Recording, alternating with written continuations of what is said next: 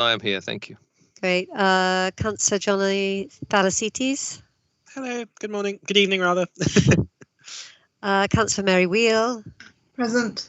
And Councillor Emma Will. Good evening. Great. And before we start, I'd just like to go through a few housekeeping issues. So could you all make sure that you are on mute unless you're asking a question or you're speaking.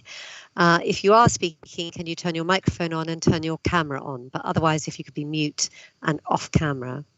The second thing I'd like to say is that earlier on this evening, some of us were having internet connection problems. If I suddenly disappear from screen, then Councillor Kim Taylor-Smith will chair the meeting until I can get back in again. If you wish to ask a question, at the end of each, at each paper, I'll ask people what questions they'd like to ask. I will ask the leadership for their questions first. And I will then ask other councillors who are present in the room if they wish to contribute. But the only ones I'll ask by name will be Councillor Marie-Therese Rossi, as she is chair of the Overview and Scrutiny Committee, and Councillor Pat Mason.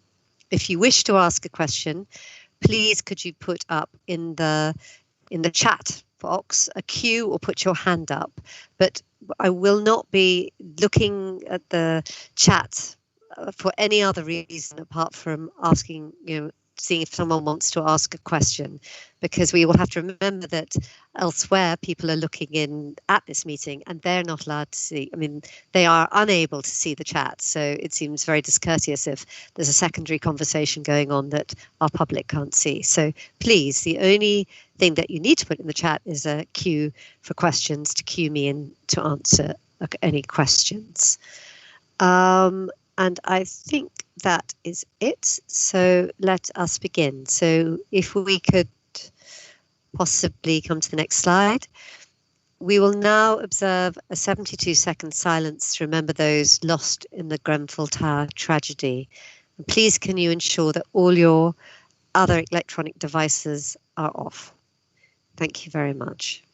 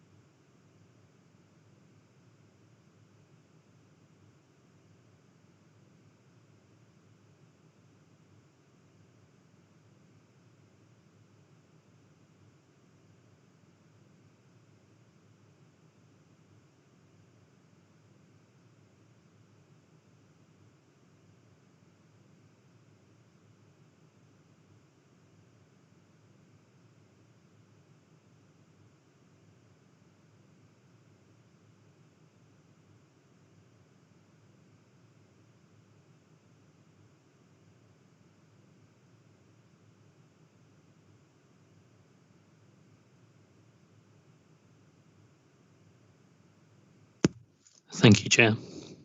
Thank you. Apologies for absence. As we've mentioned, Councillor Folkes sends her apologies. Are there any declarations of interest? I take that as read. And please, can I have your agreement that the minutes of the leadership team meeting held on the 8th of October, both Part A and Part B minutes, are correct and that I can sign them as an accurate record? Yes. Thank you. And now we go on to paper A4, which is the medium-term financial strategy update. And Mary, could you possibly introduce this? Thank you. This is a very unusual year, I suppose, to introduce a medium-term financial strategy, given the financial and economic turmoil that has been this year and COVID. In a way, this budget looks more at the current year than, or this medium-term financial strategy looks more to and pays more attention to the current year than normal. for just that reason. And I just wanted to start by talking about the enormous challenges that we've had and how I think the council and officers in finance in particular have risen to it. We've set up things like a COVID hub, one of the first to do so in the country. We've turned around 52 million grants to 3,000 businesses in what I think was unbelievably short time, and all the time having to concentrate on business as usual within the council, and that includes financial controls and trying to get on with some savings that we'd promised that we would do, not all of which we've managed. And all in the context of cost pressures, some of which we've willingly taken on, including London living wage. So that's an unusual context to look at our medium-term financial strategy. So looking forward, the aim fundamentally, as far as I'm concerned, is that we continue to be a low-cost but fantastic service council. And what I see the finance team and my role to do is to facilitate that within the council, to support all the colleagues and all the business groups to have enough resources, but to challenge them about the level of those resources to do the job they need to do on behalf of our residents. That's, after all, why we're here. So looking at that, we're now kicking off the budget process for 2021, but we're also looking forward to the 3 years ahead. We've got an ambitious capital programme, but it's a capital programme that has been trimmed with the help of colleagues to be less, to be more realistic, I think, in terms of the projects that we're adopting and the timelines in which we're expecting to do them. And I think that's a good budget discipline that we've been through this year. And that we need to do more of in the following years.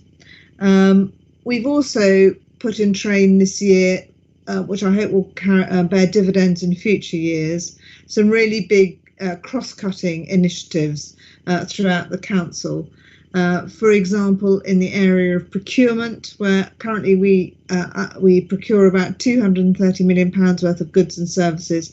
So it's absolutely right that we now dedicate some resource and some concentration on keeping those costs down and ways of doing that procurement better. So for the budget, or the draft budget that we're going out to consultation in, you'll see that there is still a £4.6 million budget gap, but that's fairly good, I would say, at this stage. Within that, we can narrow that gap by putting in place a 1.99 percentage increase in council tax, and I suggest that is probably the way we will go. The financial context next year, we also have to remember, is going to carry on with the sort of hangover, even if not the at the same rate of lockdown and all those sort of things. There will be a financial hangover from COVID in 21-22. And if I just say that we've got an extra 6,000 unemployed currently, which is a human, obviously, as well as a huge economic toll on the borough. The budget that you see before you contains no hard cuts in frontline services at the moment. But if you look further forward for the rolling 3 years, we're looking at a £46 million budget gap over 3 years if we do nothing. So that really does tell us that this is the start of, as every year, it's the start of a process where we really have to consider our bottom lines, and scrutiny committees and all members need to be involved in looking at how we can do things better in future. And some of those cross-cutting initiatives will come into play, but they won't be enough on their own. So we need, as a joint effort as a council, to look at what we can do. And that is also without even mentioning fairer funding, because I'm pretty sure the government will roll forward the current arrangements for another year. But after that, I'm sure we will be faced with the real challenge of attempting to redistribute some money from London elsewhere, and that will present a much more, an even more abrupt challenge to us as a council. So I'm happy to leave it as there, and I know Elizabeth's going to add something, and then perhaps any questions. Yes, I'd just like to add a few comments. As Mary has just said, the medium-term financial strategy is setting out the overall financial position for the next 3 years, but it also marks the start of the process of beginning to set the budget for 2020-2021. And as she said, this budget helps us set a path forward in the context of really deep uncertainty as we continue to protect frontline services and invest in the future. So since the end of March, again, as Mary said, the Council's focused its attention on supporting residents and businesses through the COVID-19 pandemic. And over the last 7 months, we've supported care homes, we've provided personal protective equipment, we've supported businesses with grants and guidance, we've made emergency transport changes to aid social distancing, and we've helped our most vulnerable through the hub. At the same time, we've secured £90 million from the government funding pots, and of that 90 million, almost 60 million of funding has gone to local businesses. And the other funding has been used to support our most vulnerable, to manage test and trace, and also to help us with compliance as we learn to live with COVID-19. And next year we know this is going to be a really challenging time for our communities. And throughout our budget, we want to protect frontline services and we want to support the vulnerable. And that's what we intend to do.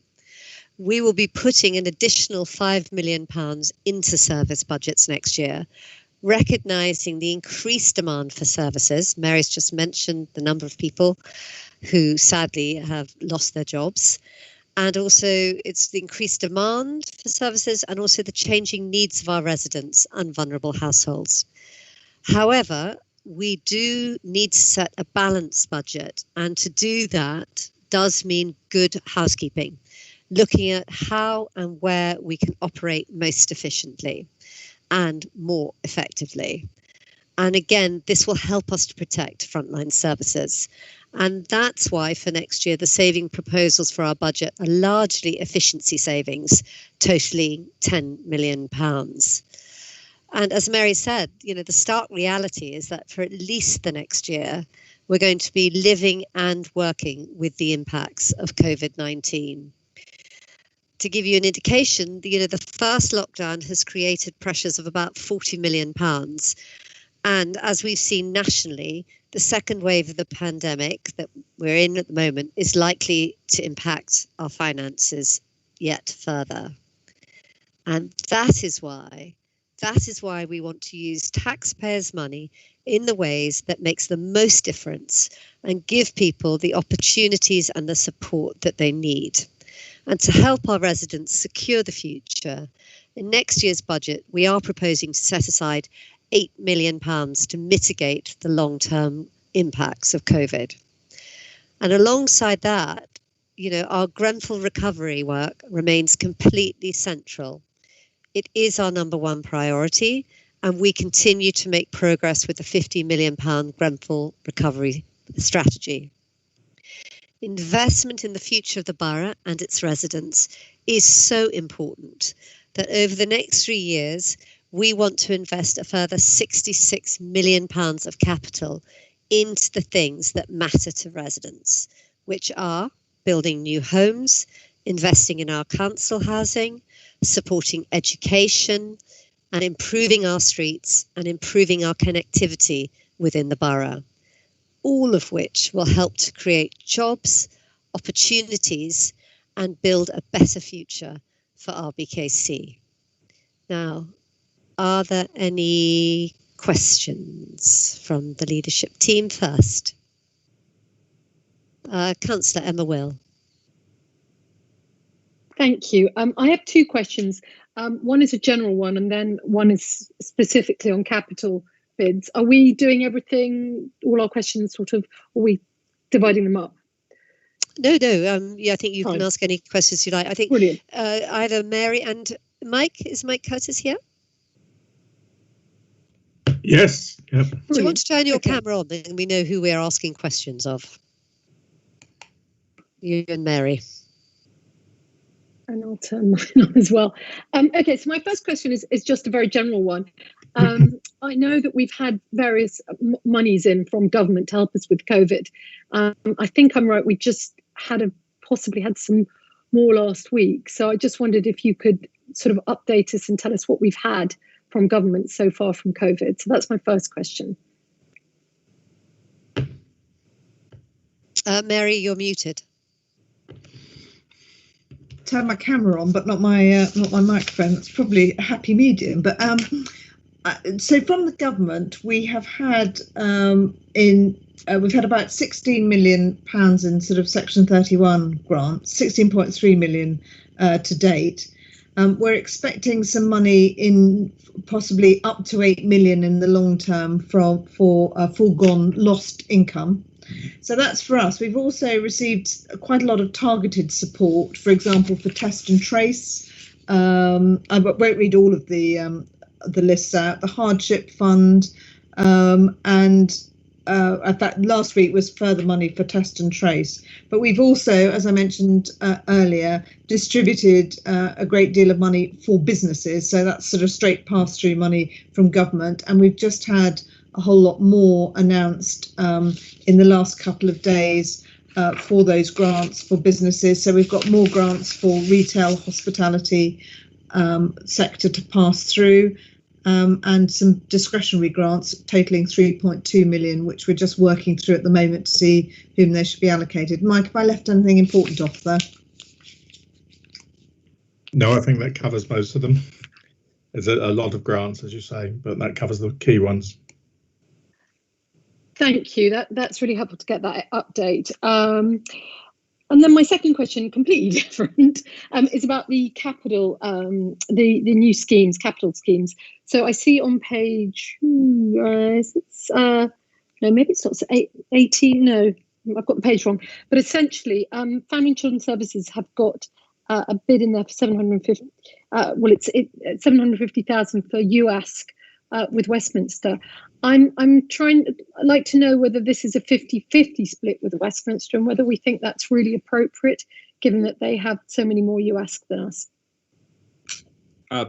Thank you, Emma, for asking that question. And I think for those viewers at home, it's page 9 of Annex 1, which talks about the specific for a capital works program about families and children's services. So really good question, Emma. As you rightly say, Westminster has more UASC than RBKC does, and obviously at RBKC we do everything we can to look after them. As far as I'm aware, this particular cost for £750,000 to house unaccompanied asylum seeker children is just a RBKC a bid all on its own. I'm conscious that Westminster will use part of this provision as well. But I may just refer to Andrew Tagg, who's on the call as well, who's Director for FSC. Andrew, do you know specifics about the Westminster bid? As far as I'm aware, we may be in discussion with them about that. But I think Emma raises a really good question for us to take this further. Yeah, good evening, everyone. Yes, we are doing this as a joint project, but any resources that we purchase will either be for RBKC residents or we will be charging through our methodology to Westminster if we don't maximise that capacity as we currently do with the children's homes. So it will ensure that the budget, any revenues, any income and any provision is for the benefit of RBKC residents. Thank you. Can I also just draw the attention again, talking about capital investment, but actually if you look at the capital investment programme overall, we are going to be investing really a staggering amount of money in capital investment while we are remaining prudent on the revenue side. So if you look at table B1 on the capital programme, it shows the scale, for example, of Councillor Taylor-Smith's housing investment. This year we're spending 125 million on housing capital, and then over the next 2 years we'll be spending 345 million, which is a 30% increase in investment. And again, this year we spent 80 million on housing investment, and over the next 2 years, we're going to spend 405 million, 5 times as much. So I think it's really important to acknowledge the magnitude of what we're doing here. And as Councillor Taylor-Smith has frequently said, you know, housing is one of our top priorities. And as such, we are putting our money into what we've said as our priorities. And I just think it's worth highlighting that. You know, we are being really prudent on the revenue side, but we are really putting our money where our mouth is on capital investment. Are there any other questions? I do appreciate this is coming to the Overview and Scrutiny Committee tomorrow, where I think everyone's going to be going through things with a very fine tooth comb. But are there any other questions this evening from the leadership team that they wish to ask? Okay, let me then go to Councillor Marie-Thérèse Rossi to ask questions of the leadership team, the other way around. Okay, so I have a question. I can't reconcile the figures, Mary. So at the very beginning of the report, in 1.7, we have a shortfall of 45.9 million over the next 3 years. So that's the 46 million. But if I go further along to 5.1, to do with the effects of COVID, we've got the latest forecast is around 41 million to the general fund, another 2 million to the HRA, excluding the losses that we have taken on, you know, parking, business rates, etc. And that seems to refer to just this year. So could you explain to me if I've misunderstood, Mary, or why it seems to be a similar figure there for this year? You're absolutely right in that when we talk about the COVID shortfall, that's this year, and that's to quite a large extent offset by various government grants, as you'll sort of see in the COVID thing. And the 3-year that we're looking at, the 45.9, is a separate figure, and just coincidentally is in the 40s as well. Mike, you'll correct me if I'm wrong. I'm hoping. No, that's correct. That's correct. It's thank you. Okay. So this year's sort of 40-ish minus the grants that we've had, that's added on top of the 46 million, is it? Well, we're not looking at anything like that for this year, because there have been other offsets to that, including in-year savings. I think this is the thing about having it on screen. I'm trying to find the right page that shows you that we're actually much closer to closing our in-year budget gap. I think we're at about, sorry, I'm trying to find the right page. I haven't got the number at the top of my head, but yes, we're not looking at anything like a 40 million gap at the end of this year. No. And there may be further activity that reduces that. Mike, thank you. Stop me floundering around.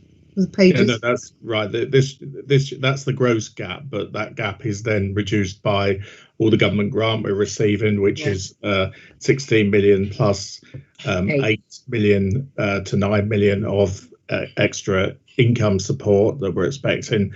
It's also reduced by the fact that we have a contingency of 5.2 million, and then we have an underspend from last year that we can also apply to that.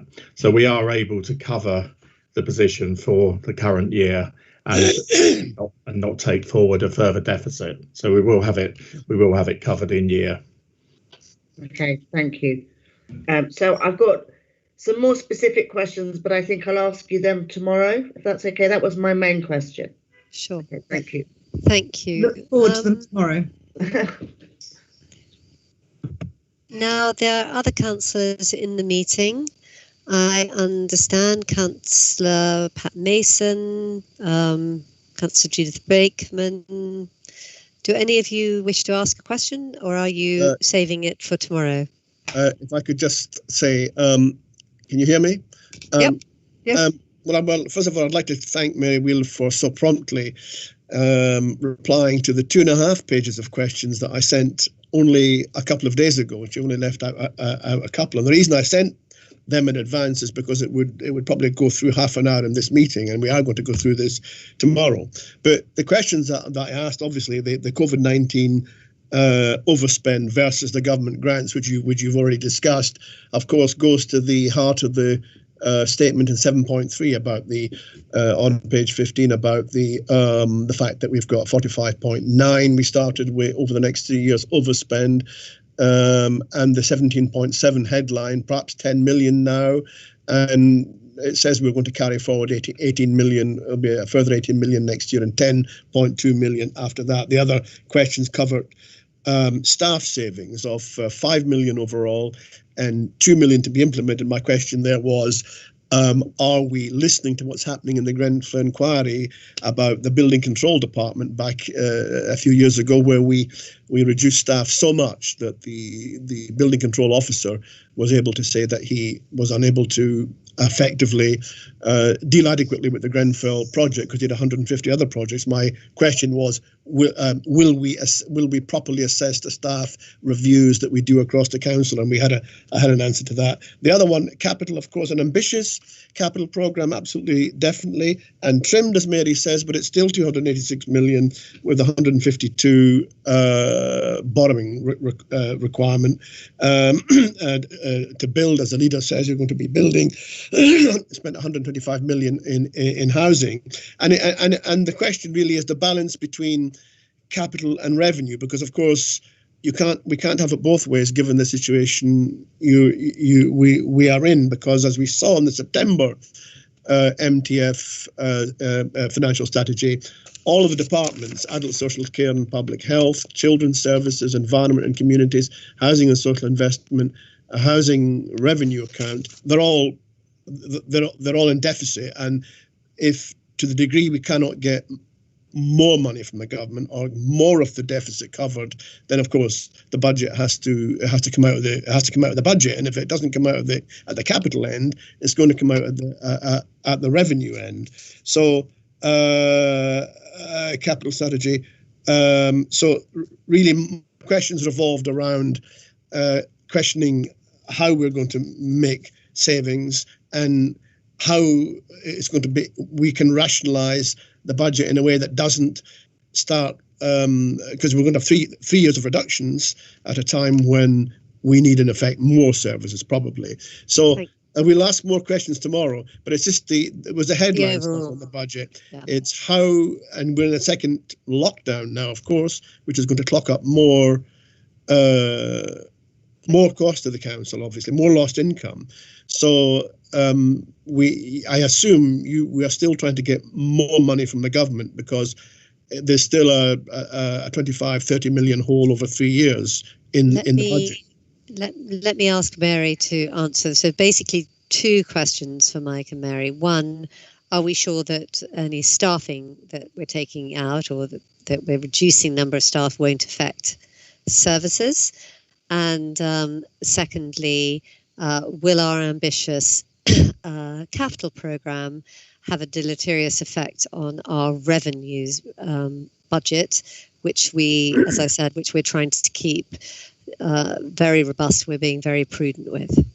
When I said affect the services, Chair, I meant things like safety. Well, I can assure you it won't affect safety, but I'd like Michael Mary to comment on the others. So addressing the thing about staff, as I said to you, and I'm very happy to repeat it in public, that obviously the aim is not to affect services by reducing staff, and that we do have perhaps more robust, we have robust processes to go through to look at what the impact of any staff reductions are. And if we look at the process called spans and layers, or colloquially called spans and layers, that's one of the main ways of perhaps cutting our head count. And that is looking at how many layers there are within the organisation. And I think that there's also a big upside of this to staff, because to some extent staff are overmanaged. And that's very demotivating, and not good for people's personal sort of and professional growth.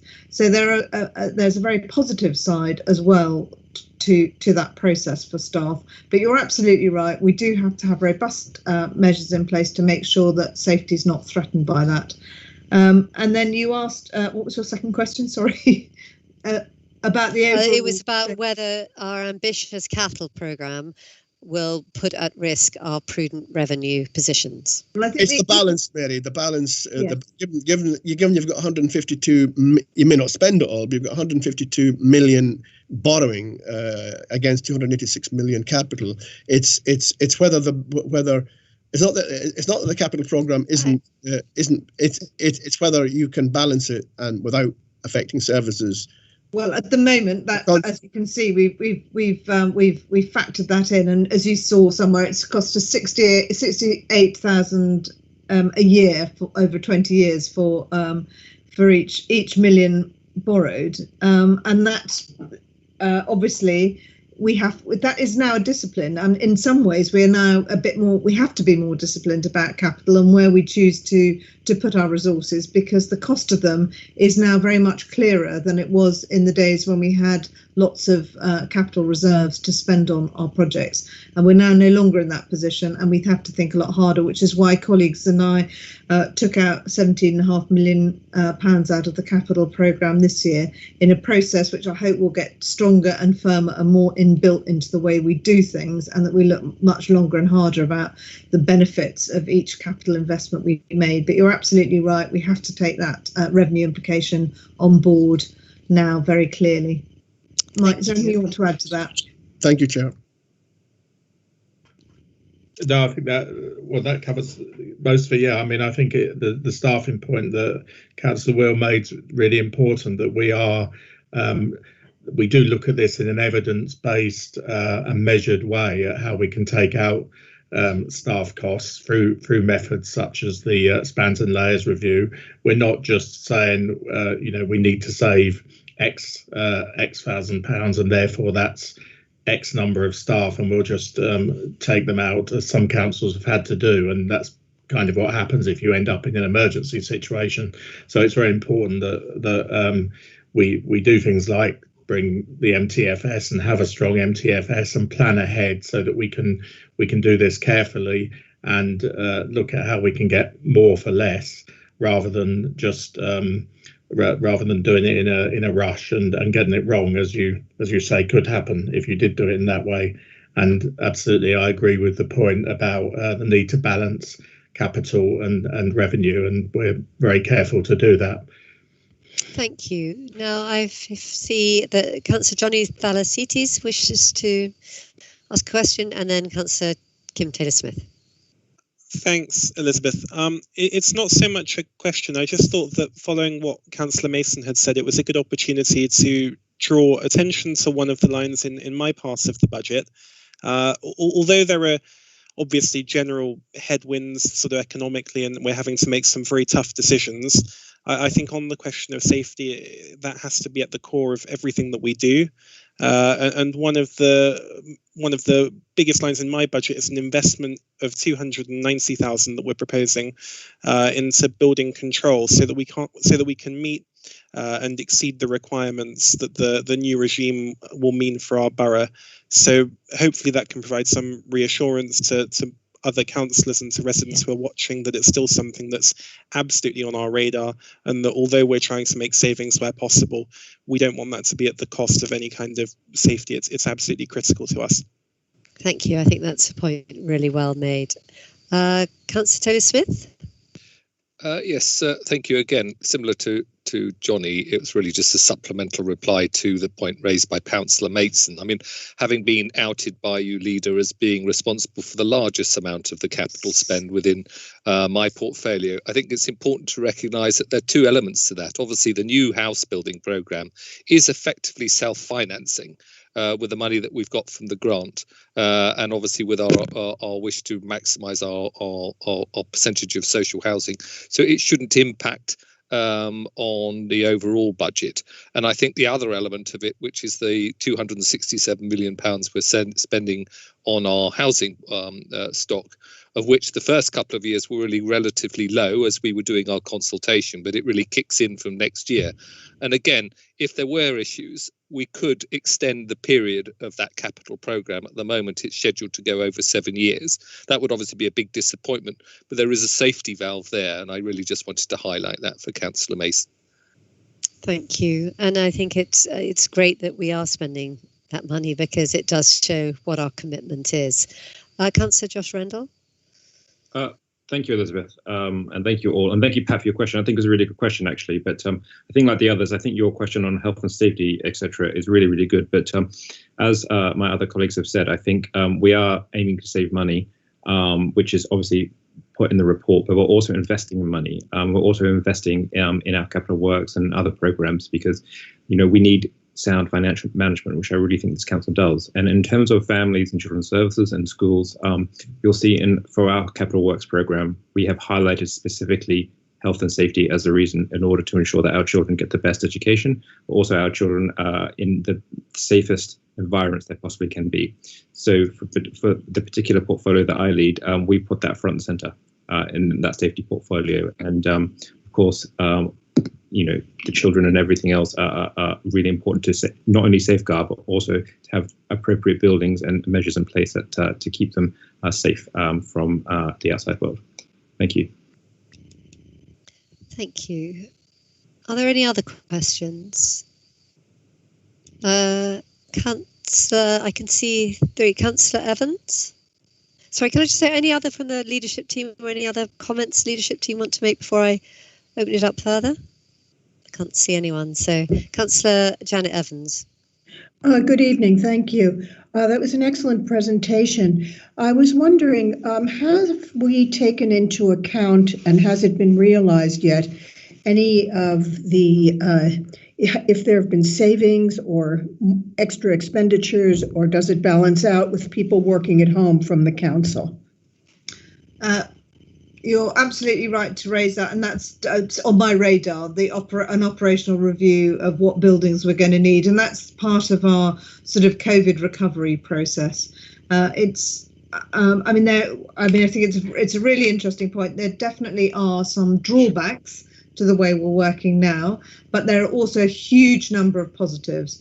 And I think amongst the drawbacks, my experience is that some of the difficulties are particularly with young staff, or staff that live in shared accommodation, for example, makes it very difficult for them to work at home. But an enormous number of our staff have relished the opportunity to work from home, and demonstrated that they can be very productive at home as well. So I think it does give us a unique, once sort of in a generation opportunity to change the pattern of working, and potentially to reduce the footprint of our estate.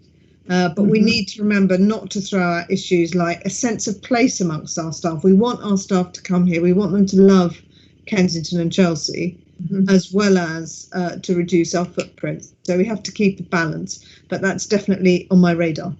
Great, thank you very much.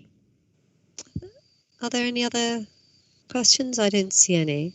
So again, I'd just like to reiterate, we are living in unusual times, that COVID has had a huge impact, that through good housekeeping and through efficiencies, we will be able to respond to the increasing demands and increasing needs of our residents at the same time as we invest in the future.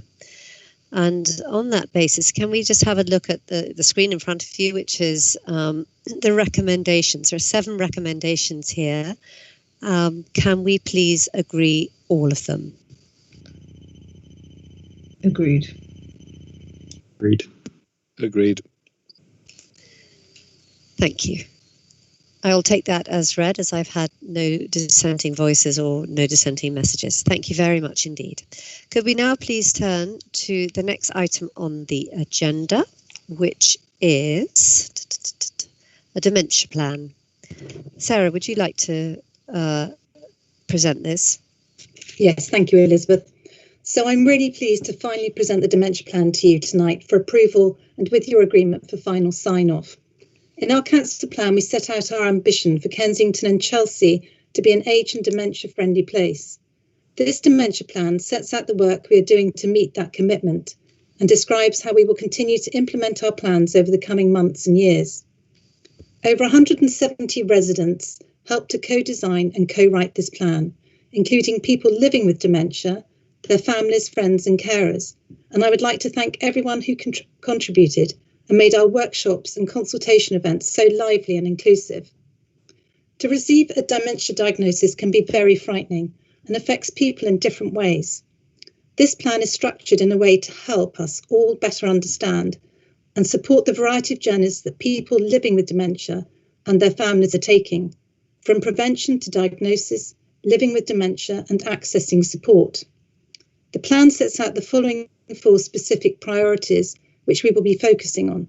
That's raising awareness of dementia and ways to prevent it, providing personalised, high quality and timely services, creating a community that is dementia friendly, and giving unpaid carers good support.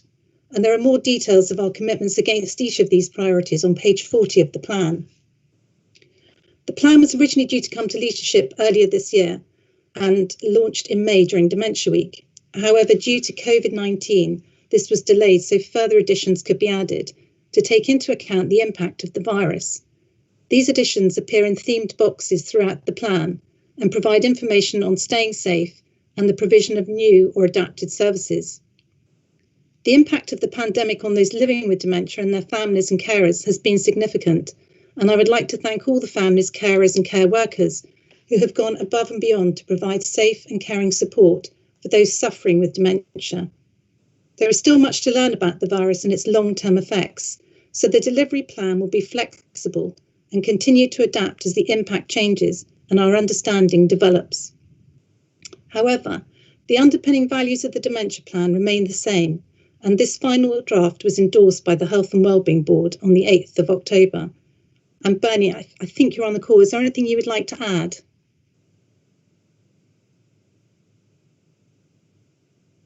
Maybe Bernie's not on the call. She is.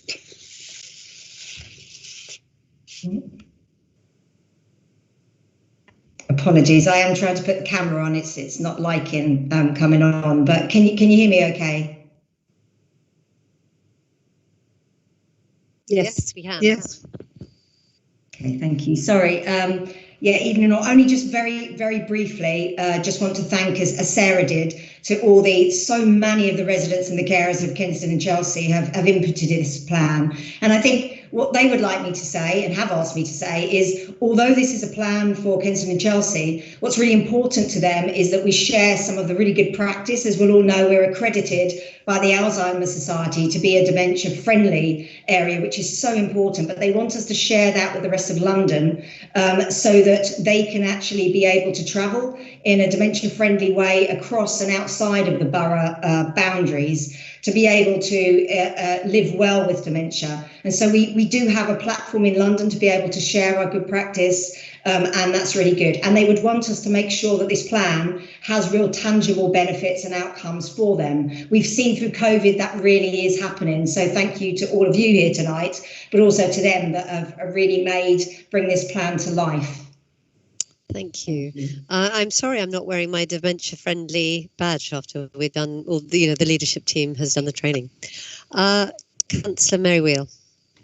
Yes, I just wanted to congratulate both Sarah and Bernie on this. I mean, I think it's characteristic of both of you, this report. It really is something that is people, the people who really matter in this have had such an input into it. And I think that's really important.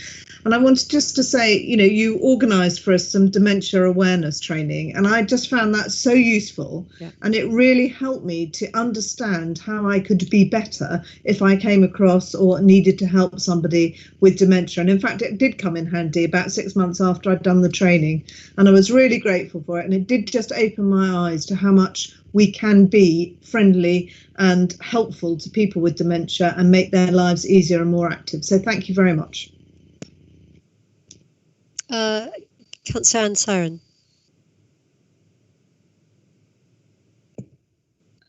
Thank you, Elizabeth, and thank you, Sarah and Bernie, for introducing this report. I mean, I think it's a great piece of work, and one of the things that really struck me about it was the fact that it was co-designed with our residents. And I just wondered whether you had any kind of reflections on how that process works, because it's something that I aspire to do across, as many plans and strategies and services as we can across the council. So I just wondered what learnings you might have had through going through that process that we can apply elsewhere. So I think, we decided we wanted to do a dementia plan, and we started writing it. And the more that we engaged with, people with dementia and their carers and other community groups, the whole thing almost got ripped up and rewritten. And, they decided on the colours, the wording, the way they wanted it to look. And that was just so important. We had one idea and they told us what they wanted. So, yeah, well, I think it just leads to much better solutions, as I think you've just sort of highlighted. So I think it's really great that, we were open and we allowed that to happen. And I'm sure it's resulted in a much stronger piece of work. Obviously, I'm sure it was good first time round, but much better with that resident input. Thank you. Thank you. I was going to say, I think it's one of the best pieces of work I've seen. I mean, with someone, I have a mother with dementia. I just wish I'd had something like this 10 years ago, because I'm looking through it now. It's so clear. And it tells you everything that all the questions you have are answered. And it just gives you so many ideas of what to do or where to go to look for help. So I think it's really, really good. Are there any other comments or questions from the leadership team before I throw it open to the floor?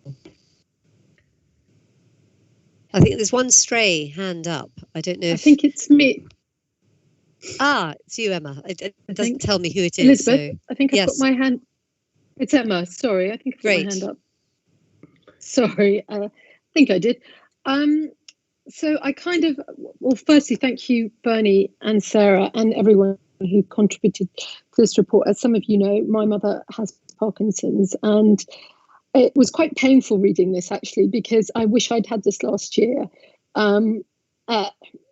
Because it sets out all the things you need to know. So thank you. I think you need to share this widely. But I do have two rather more mundane questions. Firstly, you talk in the executive summary about the numbers nationally, and I just thought it would be really helpful to understand what the numbers kind of locally are that you're dealing with. And then my second question is kind of, and I think you hinted this, as a user, when I was trying to help my father. You've dropped out. Emma, we've lost you. You have so many different groups of people you need to do.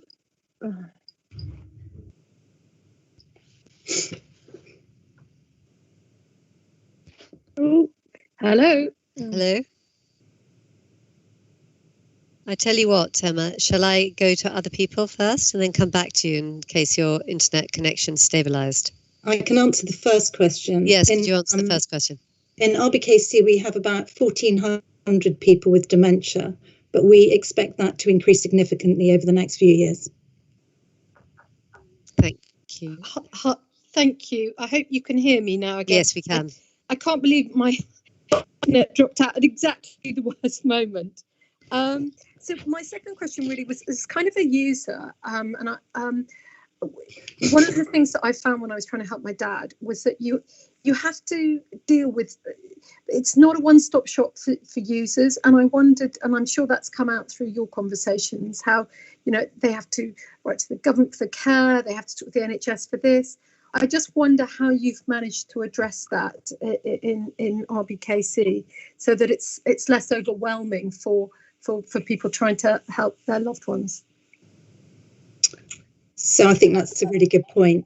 I mean, we all know how difficult it is to navigate around the systems.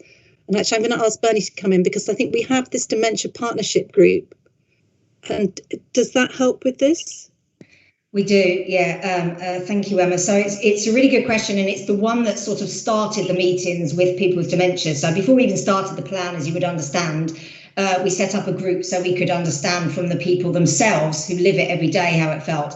And that was the thing they said was probably one of the hardest, was trying to navigate, because we set up different systems in terms of health and social care, and even between the GP and the hospitals it was very difficult. And what they hoped would be achieved through this plan is that it's a journey, so that you can see the user journey and the carer journey, rather than specifically a health or a social care journey. So it is written, and you'll probably see at the beginning of it, with health as well. So it's got both of the filters on top of it, but rather than doing what we may historically have done or traditionally and look at them separately, it's done it from the resident's perspective, so that you should be able to follow the journey, whether it's social care or health, you should be able to flow through it. But it is true, there are still some elements out there that need to be more aligned in order to follow the journey rather than separate. But I think we've gone a long way, even in the last year, to try and align some of those. Thank you, and I really appreciate that answer. And I don't know what you heard, but what I was saying, Bernie and Sarah, is this is such a good document that I do hope it does get shared more widely. My parents don't live in RBKC, but I think they would have really valued that. They would really value a document like this. So thank you. Thank you. Are there any other comments or questions from the wider council? A lot of councillors who are here, and Councillor Rossi. If I could just say a big thank you to Sarah and Bernie for producing this plan. As someone who's had to look after both parents who've had dementia, I know how difficult it can be, and I wasn't aware really of the help that was available. So I think this plan is very useful both for the people who are suffering from dementia in the early stages, and also for the people who have to care for them. So thank you. And I think, is that Councillor Linda Wade who's asking, is there going to be a hard copy? Yes, it is. So yes, there is. And there's also going to be a little fold-out booklet that we're going to distribute in libraries, maybe London Transport, just anywhere that people can pick up and look and find out what they can get, what advice they can get and what help. Presumably, Sarah, it'll be chemists, pharmacies and places like that. So, because, carers are going to be the people who will need the advice. Yeah. And so presumably, could it go out through benefits? Because if they're applying to be carers, is it something that could be available through that method as well? I'm sure we could. Or the carer group, with the carer group, with the CCGs, because obviously this was done with them. So thank you. Okay, last question or comment for Janet, and if it could be something different, if you're adding something, otherwise I'm quite keen to press on, because I think we've all recognised that this is a really fantastic piece of work, and all of us who've experienced parents with dementia really appreciate quite how good it is. But is there anything you'd wish to add? I just wanted to add that it also helps the mental health of the people around them, because depression is a very big side effect for carers. Thank you. Thank you very much for that. Okay, so are we all happy to agree the dementia strategy, as you can see on your screen? Yes, thank you very much indeed. And thank you once again to Sarah and to Bernie for a really fantastic, really solid piece of work. ASICS, capital CCTV capital program. Emma.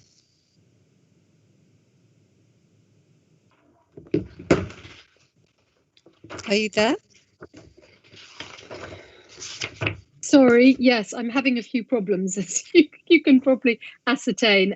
Thank you. So I hope I don't drop out again. So yes, this I think is a good news story. We are essentially investing over £500,000 in new CCTV. And there will be an additional 27 new CCTV cameras in total. And that will take our number up to 85. It's currently 58, and that's a 40% increase in the borough. So this is a good thing. The report lays out basically how we went about it. We had a CCTV committee who worked with the police and our officers. I didn't go to any of the meetings. I wasn't involved in the work at all. Who came up with the recommendations of where they should be. And again, that's in the report. There are 4 locations highlighted: Kings Road, Portobello Road, High Street Ken, and Ladbroke Grove. We know that crime and the fear of crime is a big issue for all of our residents. So I hope that this will be well received in general. And I'm quite happy to turn over to questions. And I think Stuart's here as well. Thank you. I think it's a very clear paper. And again, it comes back to what I was saying before, by careful housekeeping and looking and making sure that our revenue budgets are tight, we can find money for things which are really important, like the CCTV thing, which matters so much to our residents, as Councillor Will was saying, with the fear of crime. Councillor Anne Siren. Thank you, Elizabeth, and thank you, Emma. I had a question again about the community engagement with this with the CCTV, and we talk in the report where you talk about the CCTV advisory group and the representations that it brought from residents. And again, I think that's just a really interesting way of gathering resident views. So I just want whether there were any reflections on how that process worked. And actually, I had a question on what some of the themes were from the consultation. I think people don't universally love CCTV, and I just wondered whether there was any sort of pushback from that advisory group against this. Thanks, Anne. A really good question. I think you're right. It's very important that this was done. The work was done by residents, and there's the strongest voices in this. As I say, I didn't attend any of the meetings because partly because I inherited this portfolio, but partly rightly, I think, because it wasn't for me to judge where the CCTV should go.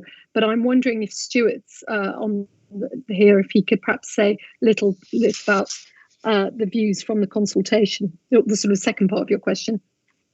Sure. Good evening, Chair. Good evening, everyone. We cast our net wide at the beginning and sought to engage through the range of residents associations, those residents who might be interested in supporting us in guiding our decision making in regards to the CCTV development programme through a sort of an iterative process and a process of conversations with residents. They self-selected a group who had a particular interest within CCTV, and from those conversations and from those large open meetings, we established the CCTV advisory group. Now, and it was resident-led, and I should put on record my thanks to all of the CCTV advisory group members and their chair, Michael Hallows. And through an iterative process, they considered the purpose of CCTV and what we should be using what we should be focusing our CCTV on its purpose. They focused again on thinking about what are the crime types that are particularly that CCTV is particularly helpful to tackle, and they responded to the analysis which we commissioned the police to do, and they listened to and sought the views of the police. We sort of had to strike a balance between working within the statutory frameworks which are set out by the Information Commissioner's Office and the Surveillance Cameras Commissioner's Office, and being led by the crime data, but very much so being also co-designing the solution with residents. And I think my reflections were that I was impressed with the way that residents were very quickly able to develop a level of expertise by their commitment to working not just to their own ends and the organisations, the resident associations they represented, but almost to put those to one side and take on a more strategic view of the decisions which needed to be undertaken to reduce crime and tackle community safety issues within the borough. So those were my initial thoughts, but it was a fantastic experience. That's really useful. Thank you, Stuart. Thank you. Is that Councillor Thalasitis? Yes, thank you, Elizabeth. I was just going to ask a quick question to Emma and officers about how they've gone about setting the balance between fixed and deployable cameras, because in my ward, especially on Russell Road, whenever CCTVs come up, that's been a live debate, and I wondered if you had any thoughts. Thanks, Johnny, and I'll try and answer that briefly. It's a tricky one because there are cost differences between the two, and there's more upfront costs with the fixed, but then less down the road versus deployable, and you also get the 24-hour coverage. That said, we have put a little bit of deployable in to try and strike that balance. And I think I'm conscious that the problem with anything to do with technology, as soon as you agree to it and you pay for it, the technology changes and it all changes again. So I hope that we've managed to get the balance right. But I think the main point is that we've chosen areas where there has been persistent levels of high levels of harmful crime over a long period. The deployables that we have, we try to use to pick up problems that we hope will not, that emerge that we can respond to. So I think that would probably be an answer to that. Oh, and by the way, may I thank all the residents who served on the committee. I should have said that at the beginning, but I was slightly thrown by my technology problems. So my thanks to Michael Harrows and the team as well. Thank you. Kim. Thank you. Again, it wasn't really a question. It was really just, I think this is an excellent paper, and it was really just to record that, not forgetting that we have 540 cameras across 36 of our social housing sites, predominantly up in the north, of which 111 of those are being live streamed and 429 are being downloaded. Now, this is part of an overall wholesale review of CCTV on our estates involving the TCC, and we're consulting with our residents because we're going to try and obviously look to see how we might standardise the specification of the cameras across our estates.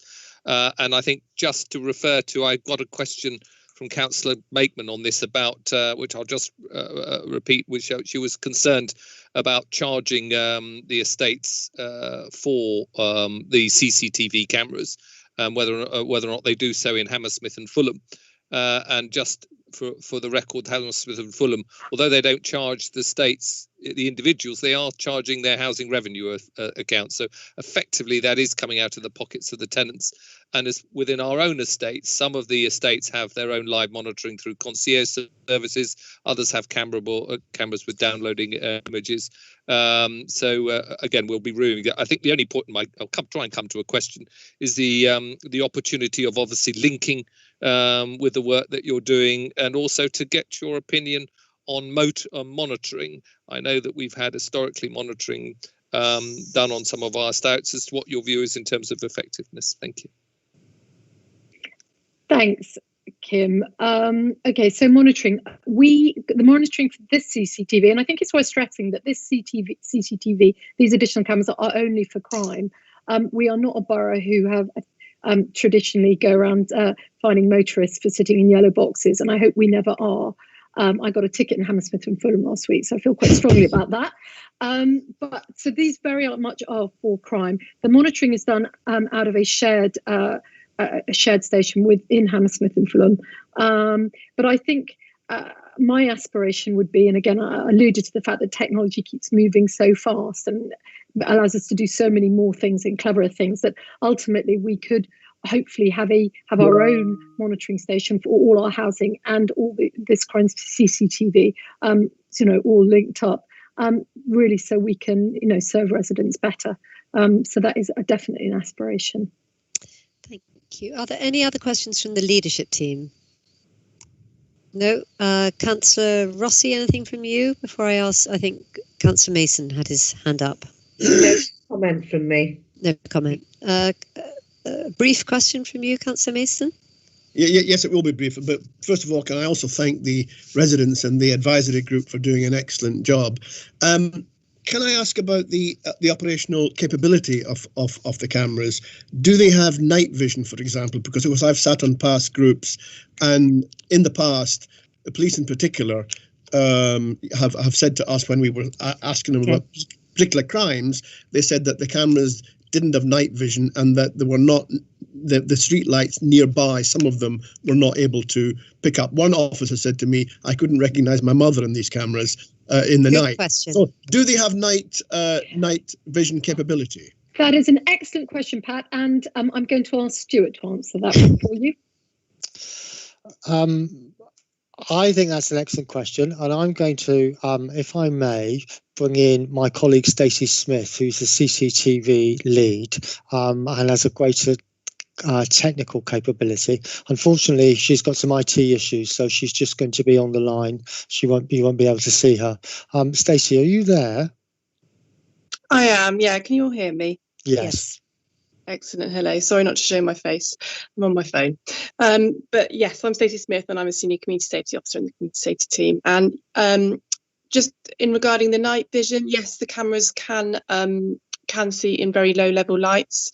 We've spent some of this investment money to upgrade the existing stock of cameras, the 58 that are currently in place across the borough, to ensure that they are, as effective and the quality of the images is as good as possible.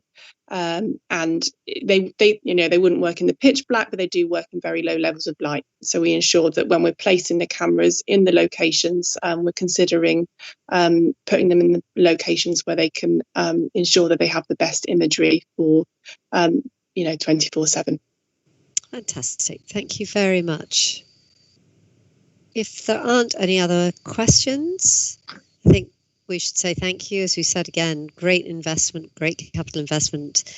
Thanks again to all our residents. And it seems like there's I'll come to you, Linda. There seems to be like a whole thread running through this evening, which is about engagement with residents and how we get so much better, come to much better decisions if we actually find out what our residents really want and get them to engage with us. Just one very last question from Councillor Wade. Does it cover fly tipping? Do they cover fly tipping? So these cameras are covering areas of high crime and high harm. So I'm pretty sure they do not cover fly tipping. Stacey, or Stuart, do you want to confirm that? Stacey, do you want to pick that up?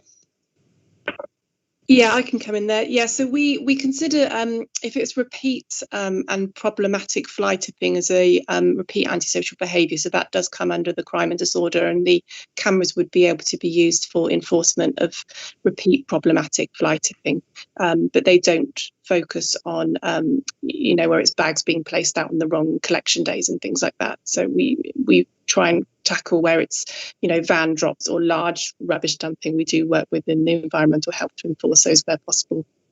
That's great. Thank you. Thank you. So on the basis of what we've had this evening and what's in the report, can I ask you to agree the recommendations on your screen this evening? Thank you. Can we now move on to item A7, which is the report which sets out the changes to the Council Statement of Licensing Policy and the responses received during the public consultation. So, Jem, over to you. Thank you, Elizabeth. Yes, so as an authority, we have a responsibility to have a up-to-date licensing policy, a statement. That is a 5-yearly document.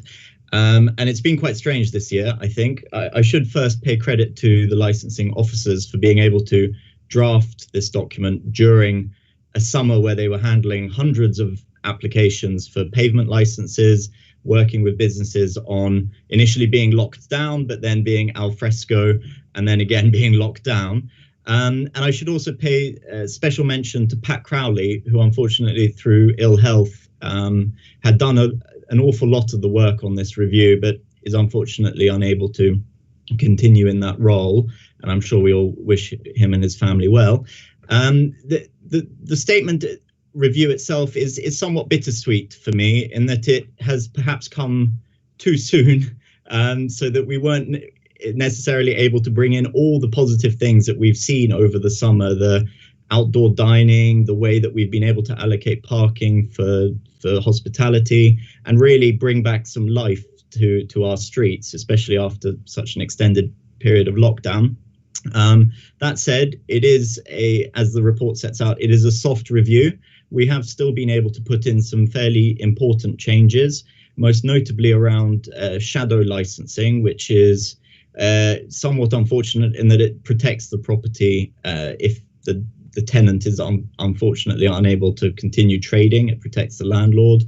And I really just want to say thank you again to the officers for this one. It's come at a slightly odd time, I will confess that, but they've really pulled it out of the bag to get it done in such a tight window. And I'm happy to take some questions on it.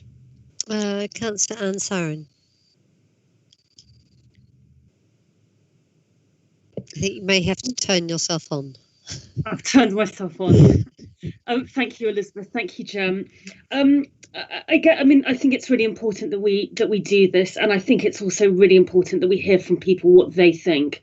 And it's constantly evolving. I guess my observation, and like everything else that's happened this year, that this has been disrupted by COVID. And I just wanted to sort of note that this consultation happened in the summer, after a lockdown. It only went on for 8 weeks. I don't know. I mean, I know it's a statutory thing, but I do feel that that's really not a long enough period of time. It's not a good time to be doing something like this. And I also think we're going to be seeing all sorts of more changes happening as we go through the second wave, and hopefully, at some point the recovery. So, is this something that we're going to do again? I think we should. And what's the plan to sort of take this forward, bearing in mind that probably not everybody who wanted to input on this had a chance to do so? Well, I fully agree with you, and we did attempt a lobbying effort to make sure that we were able to try and extend the period. I know Westminster, most notably, were very keen to extend the statutory period. Unfortunately, that wasn't the case, and so it is very much a very soft review. I think the biggest takeaway would be the length of time we're asking people to apply for the carnival, which we look forward to next summer. And you're absolutely right that we do need to engage with residents on something that the report really sets out. It's true. We live cheek by jowl to all of our hospitality venues and all of our restaurants and businesses and nightclubs, which we may have forgotten about, but they are still out there. And so I'm, as I said, bittersweet that we had to do it in this way. I really would have hoped that we could have spent a bit more time on it and really gone out and consulted properly, because there's a lot of really good ideas, and the business and planning bill that came in the middle of summer has shown us that there is a new way of doing things on our streets and with our premises, and our timing just didn't quite work this time around. So I will defer to the licensing officers to almost start fresh now. I'm sure they won't be very relieved to hear that, but I think that is the case. We have to now say this is ready, but let's look to the next one. And we are able to do one within the 5-year period. We're just not able to extend the 5-year period. So we can start tomorrow, really, once this one is signed off. So let's see what the future holds. Yes, I mean, I think it's such good work of your officers to have done it so quickly and so comprehensively. But I think Anne's right, and you're right. There have been so many good changes. It's a pity that we haven't been able to incorporate them more into the flavour of this. But if we agree the recommendation to consider the revised statement and recommend it to full council to adopt, as you say, we can then start thinking about when to revise it. But it's statutory. We have to do it. And given that, we've done it very well, I believe. Are there any other questions? Otherwise, it seems to me that this is quite a straightforward item, but there may be other questions or comments people wish to make. I don't see any hands, so can I take it as read? And can I just say that therefore we agree the recommendation on the screen in front of you of A7. Thank you very much. Right, so paper A8, the discretionary property licensing consultation. Jem, I understand this is you as well. It is, and this is almost the inverse of the last document, in that this is simply seeking approval to do a proper consultation with all of our residents and with all of our stakeholders across the borough. The report really was quite enlightening to me. I know that the council's focus and right focus is on the quality of housing within the borough. And the item that this is looking to address is the private rented sector. So not the council controlled homes, but those which are owned by private landlords. And I think the figures within the report are really quite illuminating. The fact that we now have over 40% of the properties within the borough are being rented privately, so some 39,000 homes, really shows that this is a very important cohort of housing within the borough. And it's right that we consider how to make sure that it is the safest and also the most green, well looked after, well maintained property as well, because it does impact so many of our residents. And going back to Councillor Wheel's point, what lockdown has shown us is that people are spending an awful lot more time within their homes, and it's absolutely right that they should be safe, well managed, well maintained, with landlords which are investing in their homes in the same way that we are investing in our property.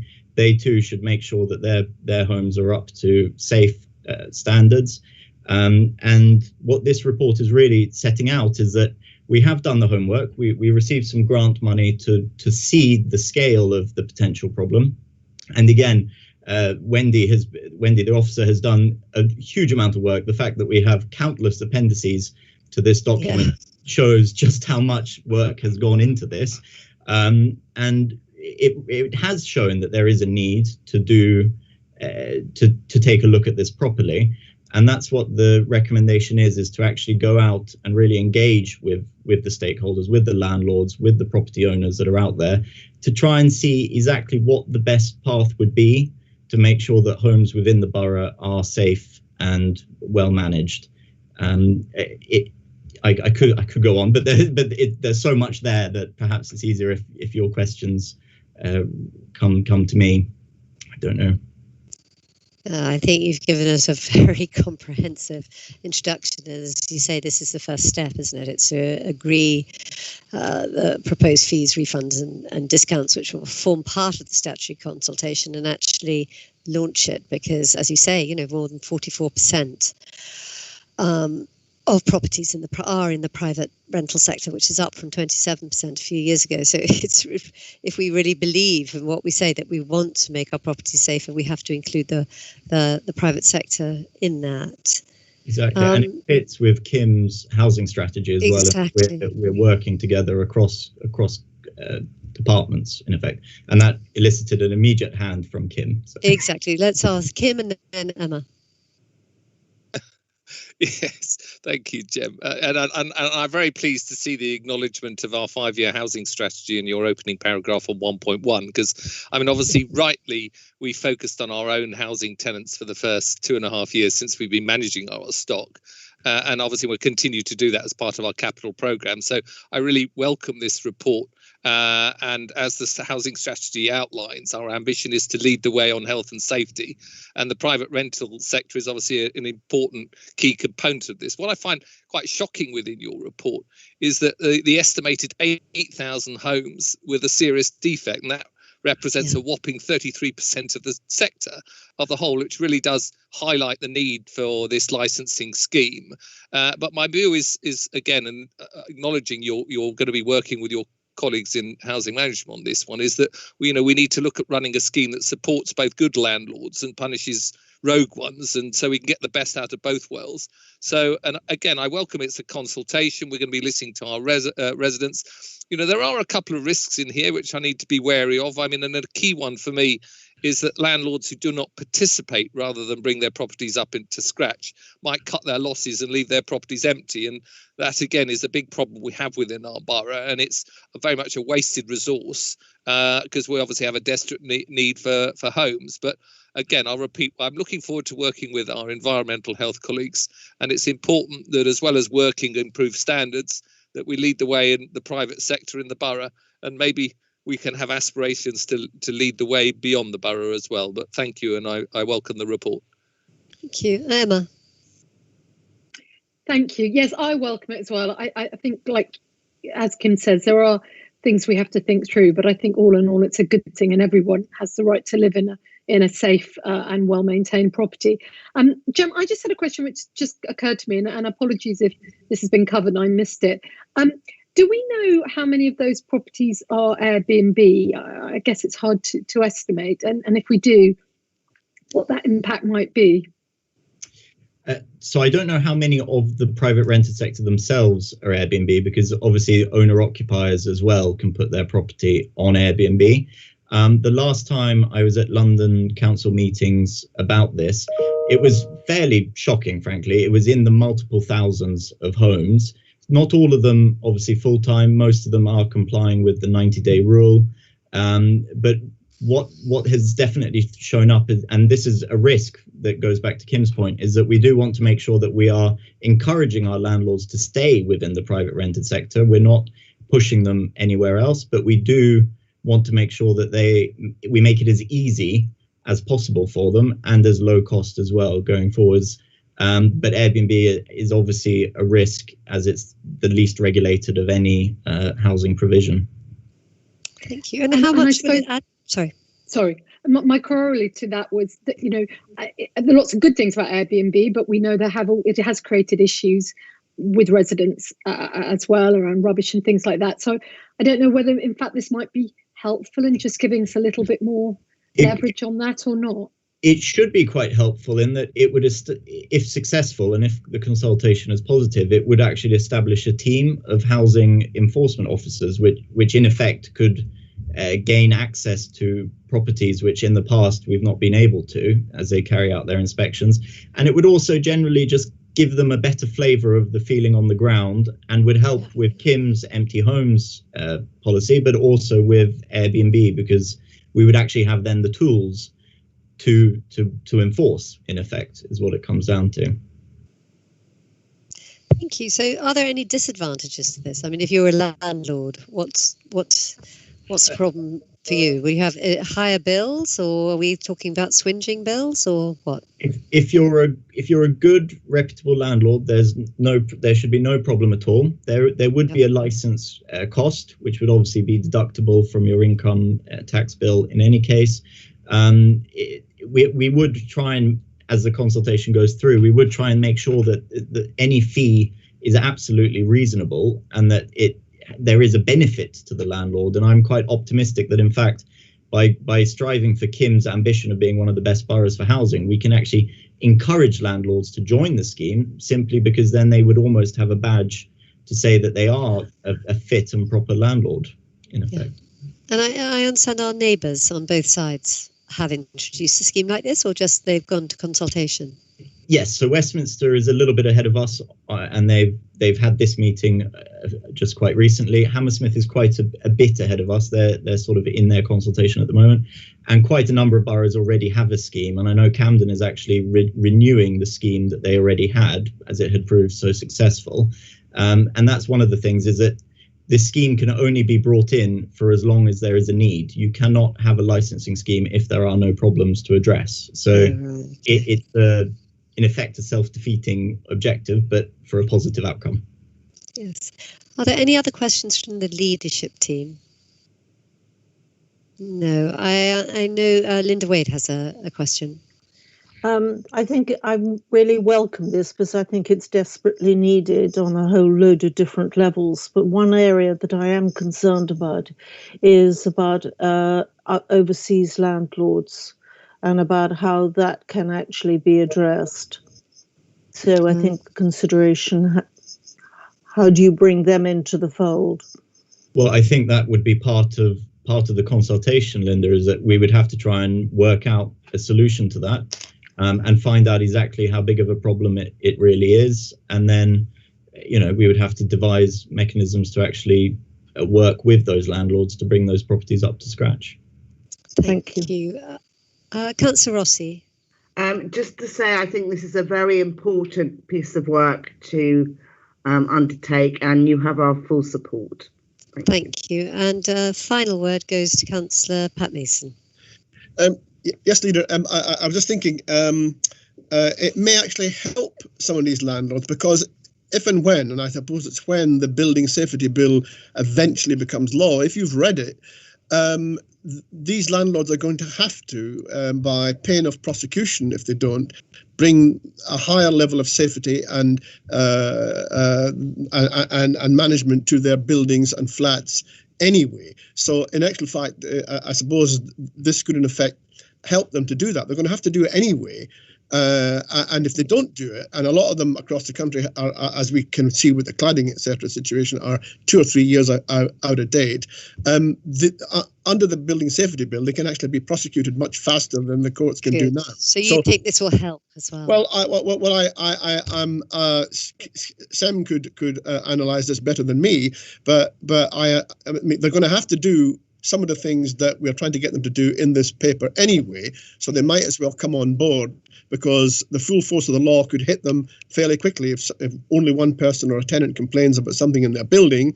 And we know. Thank you, Pat. So that's a yes then to this as well, is it? Well, I'm just saying that's something that we should tell them. If they don't already know, particularly overseas landlords who may not have read the Building Safety Bill and realise what the new regime that is coming in, this could actually, we could actually get them to come on board because of that alone, because they're going to have to do it anyway.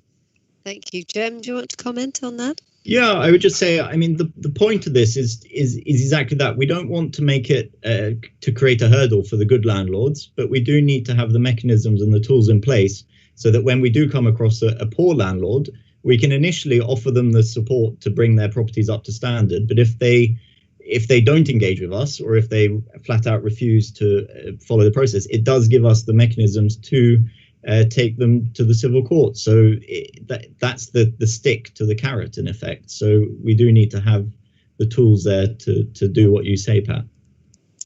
Thank you.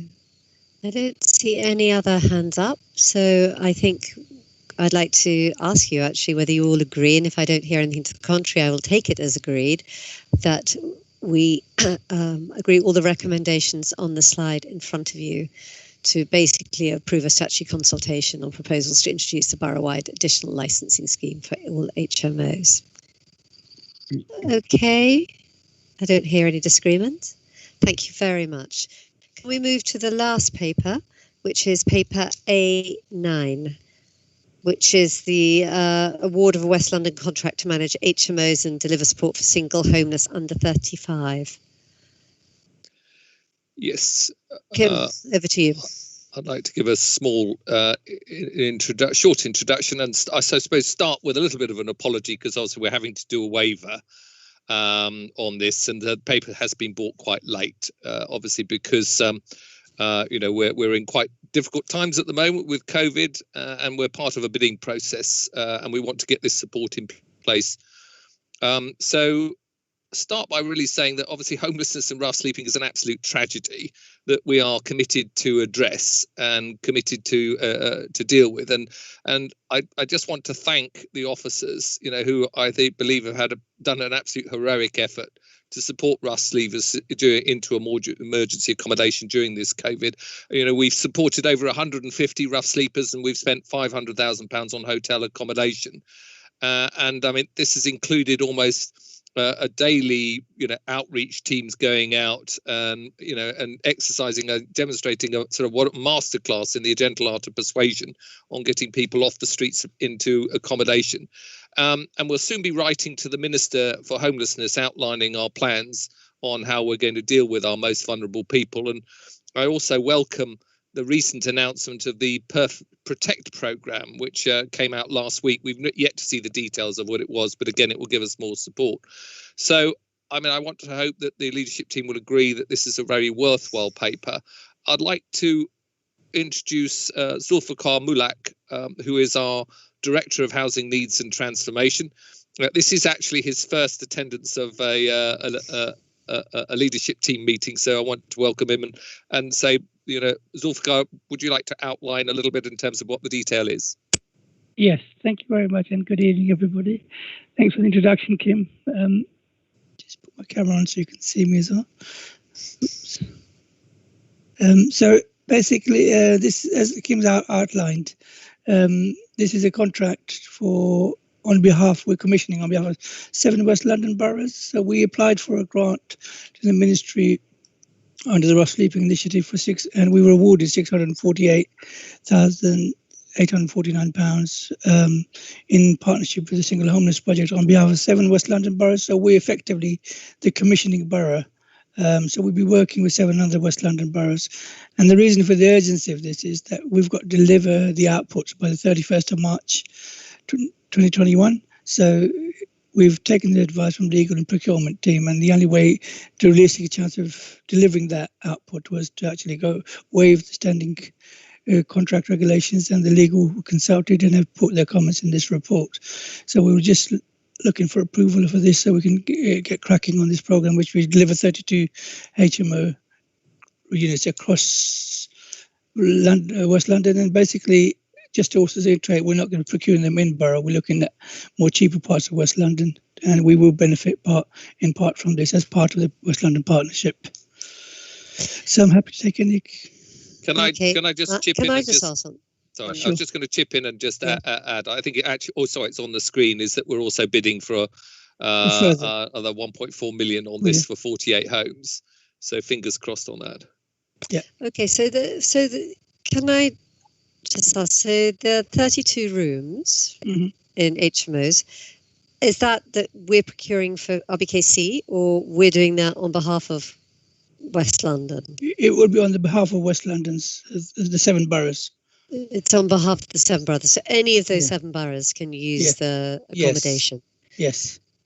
Fine. Thank you. And then the extension of the contract for 48 rooms, again, that's not just for RBKC, that would be for the whole of West London Partnership as well. Fine. And how many rooms do we have in the West London Partnership currently? Currently, I've got Johan with me. So Johan, could you give me an update? Johan's on the call as well. He's the West London coordinator, so I don't have the information to him. Johan the Priest is on the call. Well, I'm very happy if you send it to me later. It was just sure. Out of interest. Thank you. Well, this seems to be a very good project and award. I don't know if anyone on the leadership team have any questions. Obviously, it's had to be done very rapidly because we need to get on with this. Emma. I may be misunderstanding this. I mean, homelessness is clearly an increasing issue. We need to address it. But I know that some of our wards have been quite frustrated, particularly Earls Court and Redcliffe, that often very large concentrations of people from other boroughs have been placed there in short notice. And I just wonder if this will give us a little bit more ability to manage that situation. Yes, absolutely. So, as I said, we won't be procuring anything in borough, and because we are the commissioning borough, we will have control over where it's procured. So, certainly it will help the situation as well. Thank you. Thank you. Can't see any other hands up of the leadership team. I don't know whether Councillor Rossi, Councillor Mason have anything to add. I thought it was a very good paper. Just to say, I think there have been problems, I know, in Earls Court, and the Earls Court councillors are going to do a paper on that, because a lot of people have been sort of placed in Earls Court. But, in general terms, I think we should do whatever we can to get people off the streets. So, I am in favour of it. Yes, and this is 32 rooms across West London for everyone in West London. We're just the main authority who will be procuring. And as Zulfikar said, not within the borough, but elsewhere. Yeah, thank you. Okay, on that basis, can we agree the recommendations you have on the screen in front of you. And thank you very much for coming this evening, Lukfar. Thank you. And now we have any other business. I have one item which is urgent, and that is to say a really heartfelt thank you to Sarah Addenbrooke, who will be leading the leadership team, but has very kindly agreed to stay on this week to help Jem, who will be succeeding her, step into her very large shoes. And to say, you know, Sarah's been on the leadership team for 2.5 years now. And I think it's been the toughest time to be on the leadership team because so much of that has been either a response to Grenfell or response to the COVID. And in both areas, she's just shown what she's about, what she's worth, what her values are. And you've seen it tonight. You've seen it tonight in the dementia strategy, where Sarah's gone out to ensure that she's gathered as many views as possible. She's put community first. She's engaged with everyone. And then she's come up with a really, really strong plan. So, you know, not only is it the dementia strategy, but the dedicated service, with all the commissioning work, of changing the way that the council really interacts with residents and engages with residents, and therefore gives much better services. So a really big thank you to Sarah, and we look forward to working with Jem. Thank you all very much. If there is no other business, I'll conclude this meeting, and I wish everyone a very good evening. Thanks. Thank you. Thank you.